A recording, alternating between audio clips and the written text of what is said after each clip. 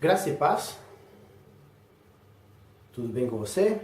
Eu espero que sim, pois comigo está muito bom mesmo.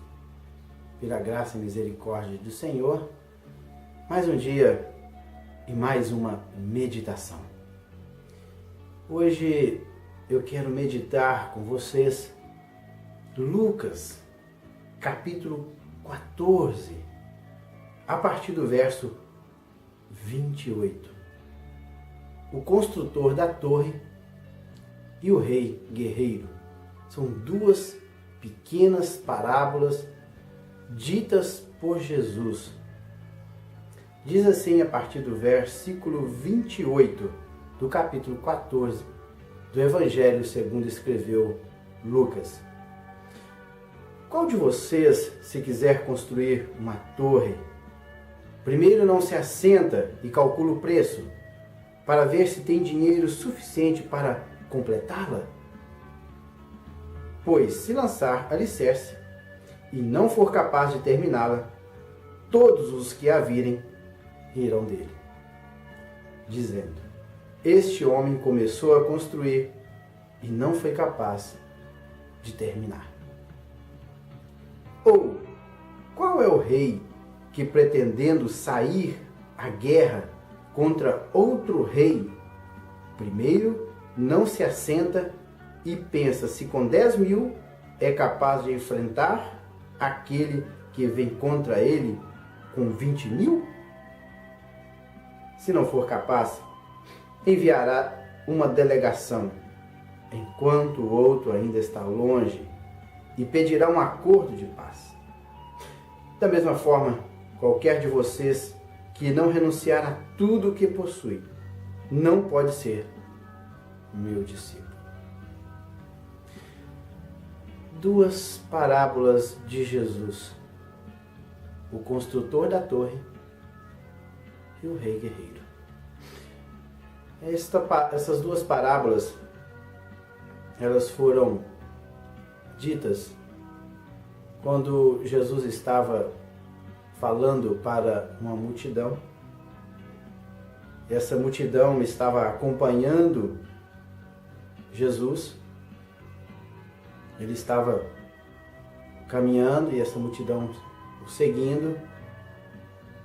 E ele dizia assim, quando a multidão, a grande multidão, seguia Jesus, ele dizia assim: se alguém vem a mim e ama seu pai, sua mãe, sua mulher, seus filhos, seus irmãos e irmãs, e até a própria vida, mais do que a mim, não pode ser meu discípulo. E aquele que não carrega a sua cruz e não me segue, não pode ser meu discípulo. Estes versículos foram ditos antes de Jesus proferir essas parábolas. Então ele compara o preço do discipulado, aqueles que seguem a Jesus, que seguem a Cristo. Ele compara essa caminhada, aqueles que deixaram tudo, deixaram este mundo e agora estão seguindo a Jesus. Ele comparou a um homem que tinha uma propriedade e que este homem precisava de construir uma torre nesta propriedade. Nesta torre, ela serviria de um local que pudesse colocar alguém que vigiasse a sua propriedade e na base desta torre ele pudesse guardar as ferramentas, algo de valor que tinha na sua propriedade. Ele pensava consigo mesmo: se eu construir essa torre na minha propriedade, com certeza a minha propriedade vai aumentar o valor. Ela será mais valorizada depois da torre construída. Mas ele também pensava consigo mesmo: puxa, eu não sei quanto eu vou gastar nesta torre. Quantos tijolos eu terei que gastar nesta torre? Argamassa, pedreiros e outras coisas que seria necessário na construção daquela torre.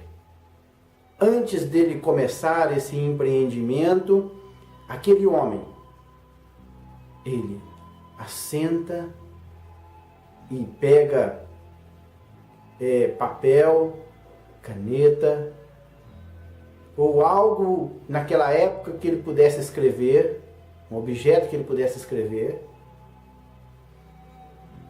E primeiro ele faria os cálculos do valor necessário ou dinheiro necessário para construir aquela torre. Pois, se aquele homem começasse a construir aquela torre e não conseguisse a terminá-la, com certeza, diz aqui Jesus na sua parábola, todos que passassem diante daquela propriedade diria: puxa, este homem começou uma bela de uma torre, mas não teve dinheiro suficiente para terminá-la. Que horror, que vexame! Por que ele não calculou primeiro? Diz aqui que todos rirão dele, dizendo: este homem começou a construir, não foi capaz de terminar. Ele começou bem, mas não terminou. E a outra parábola diz: ou qual o rei? Um rei, ele sabia que um rei inimigo estava vindo em direção ao seu território. E este rei inimigo, ele estava vindo com aproximadamente 20.000 soldados, 20.000 guerreiros.